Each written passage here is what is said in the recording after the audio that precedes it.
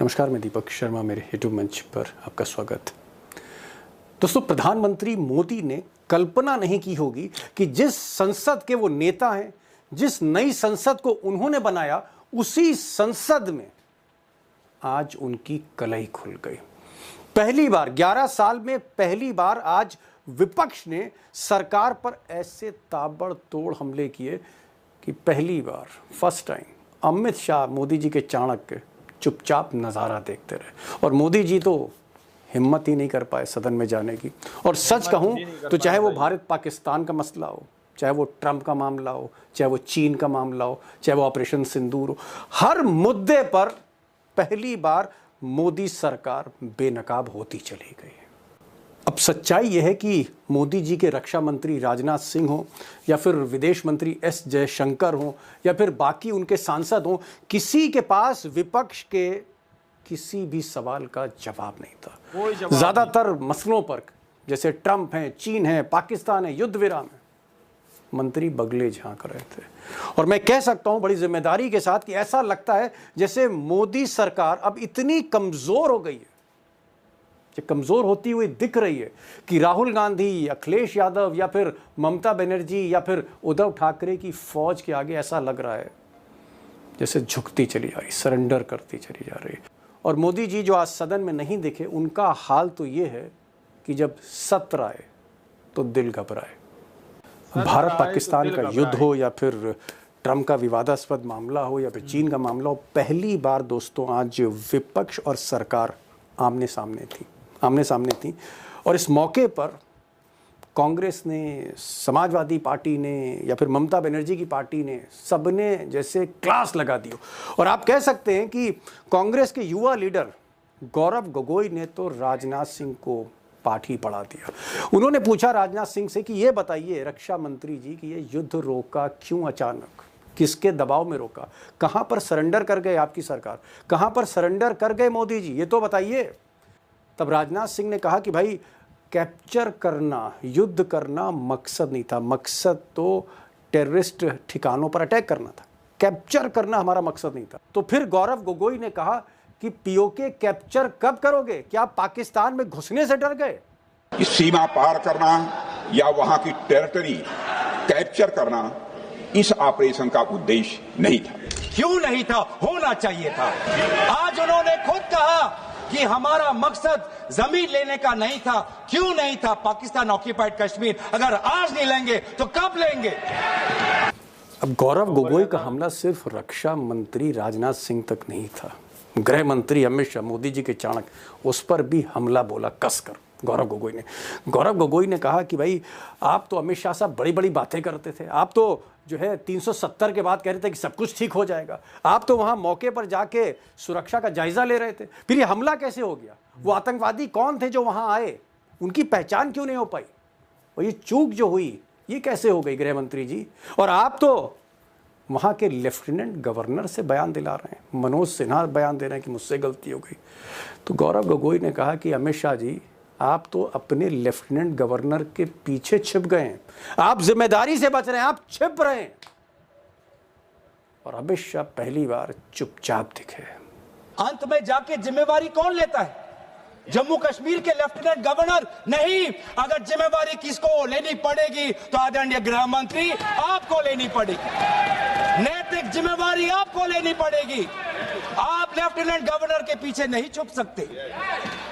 अब दोस्तों, एक तरफ जो सरकार के मंत्री थे या सरकार के सांसद थे गोलमोल जवाब दे रहे थे, जवाब था ही नहीं दरअसल उनके पास, और उधर विपक्ष में हर नेता, हर सांसद, हर एमपी जैसे चढ़ा जा रहा हो, छाती पे चढ़ा जा रहा हो सरकार के। बहुत लोगों ने सवाल किए ट्रंप के ऊपर कि साहब ट्रंप से आप लोग इतना डरते क्यों? बताइए मिस्टर शाह, बताइए राजनाथ सिंह, बताइए भाई जयशंकर जी, ट्रंप से इतना डरते क्यों हैं? जो मन में आए ट्रंप बोलता चला जा रहा है, उसकी कोई जुबान बंद नहीं कर रहा है। उसकी हिम्मत कैसे हुई कि हिंदुस्तान जिसकी आबादी 140 करोड़ से ज्यादा है, बेलगाम ट्रंप बोलते जा रहे हैं, 20-20 बार कह रहे हैं कि मैंने युद्ध विराम कर दिया, मैंने धमकी दे दी। और ये सारे के सारे तीर राजनाथ, जयशंकर और शाह पर चल रहे थे। दुख की बात यह है कि 28 बार अमेरिका के मुखिया ने अपने मुंह से ये बात कही और लगातार कह रहे हैं, लेकिन हमारे देश के मुखिया ने एक बार भी उसका खंडन नहीं किया कि अमेरिका के राष्ट्रपति झूठ बोल रहे हैं, गलत बोल रहे हैं। या तो बातचीत करके अमेरिका से संबंध सुधारो और डोनाल्ड को चुप कराओ, डोनाल्ड का मुंह बंद कराओ। अब दोस्तों, जो बड़ा सवाल है वो ये है कि क्या मोदी जी वाकई जानबूझकर सदन को अवॉइड कर रहे हैं? सिर्फ अपना जवाब देने के लिए वो सदन में आते हैं, वरना सदन में आने से घबराते हैं, राहुल का सामना करने में घबराते हैं। और क्या ये बात सही है कि धीरे धीरे धीरे मोदी जी का जो ग्राफ है नीचे जा रहा है, और मोदी ही नहीं, सरकार का ग्राफ नीचे जा रहा है? और क्या अगर आने वाले समय में बिहार है, बंगाल है, फिर 2027 की शुरुआत में उत्तर प्रदेश है, उत्तराखंड, पंजाब, कई राज्य हैं, अगर ये राज्य एक एक करके अगर मोदी के हाथ से निकलते चले गए, तो क्या मोदी 2029 तक का अपना कार्यकाल पूरा नहीं कर पाएंगे? ऐसा है क्या? और क्या वो लक्षण दिख रहे हैं? उस लक्षण का पहला साक्ष्य आज सदन में दिखा।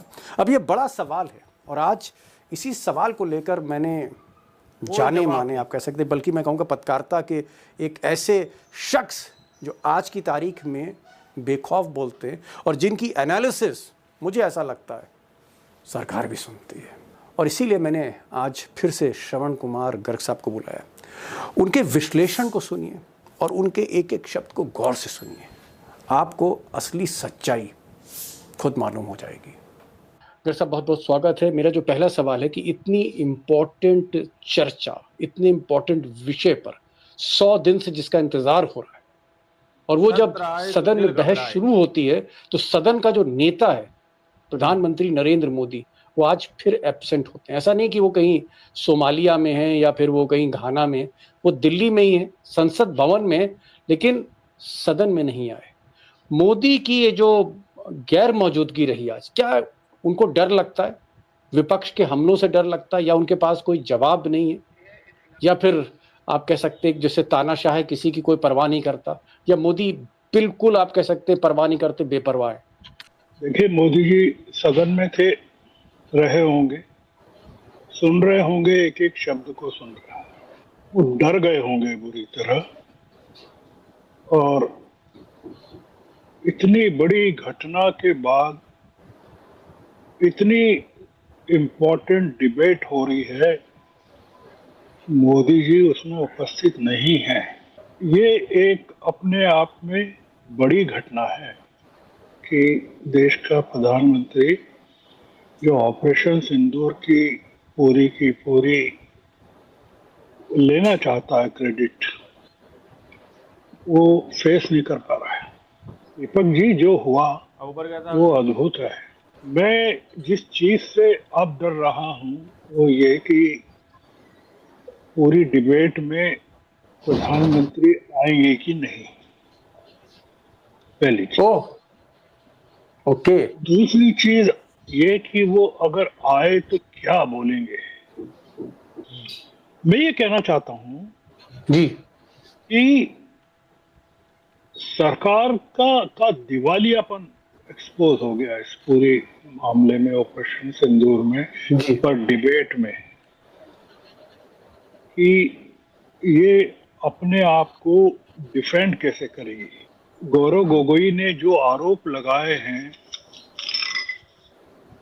वो तो एक का जवाब नहीं है इनके पास जी। कि पहलगाम कैसे हुआ, क्यों हुआ, बेसरन में मैसेकर को अंजाम कैसे दे दिया गया, वहां पुलिस क्यों नहीं थी, सुरक्षा क्यों नहीं थी जी, दहशतगर्द घुसे कैसे।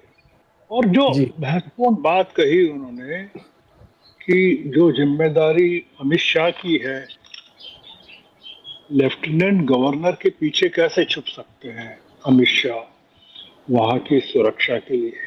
मैं मानता हूं कि ये जो देश की जनता ने अगर ये आज पूरा सुना होगा तो समझ में आ गया होगा कि ये जो सरकार है ये कितने कमजोर विकेट पर खड़ी हुई है। मेरा जो सवाल है, क्योंकि गर्ग साहब आप भी हिंदुस्तान की राजनीति देख रहे हैं 40-45 वर्षों से, प्रधानमंत्री सदन में नहीं आते, जबकि वो दिल्ली में है। जो उनके नंबर 2 है, अमित शाह, वो एकदम चुप रहते हैं, जुबान से ली हुई है। राजनाथ जो है वो फैक्ट्स पर बात नहीं करते, सवालों के जवाब नहीं देते। ये सरकार चल कैसे रही है? क्या आपको लगता है कि सरकार, आप लोगों ने इस वीडियो को शुरू से आखिर तक देखा। वीडियो के अंदर साफ तौर पर बात की गई है कि जहां पहलगाम के अंदर जो अटैक हुआ था उसके बाद से पाकिस्तान के ऊपर ऑपरेशन सिंदूर जो जारी किया गया था वह आखिर क्यों बंद हो गया। ये सवाल अपने आप में बहुत बड़ा है कि प्रधानमंत्री नरेंद्र मोदी जी संसद के अंदर क्यों नहीं गए।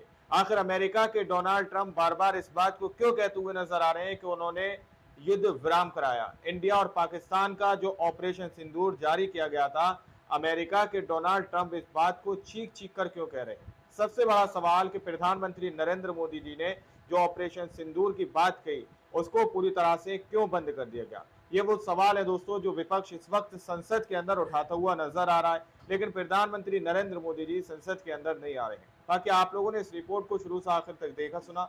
आप लोग इस रिपोर्ट के बारे में क्या सोचते हैं, क्या समझते हैं, अपनी राय कमेंट सेक्शन में जरूर दीजिएगा। मिलते हैं अगली वीडियो में, जब तक के लिए जय हिंद, जय भारत।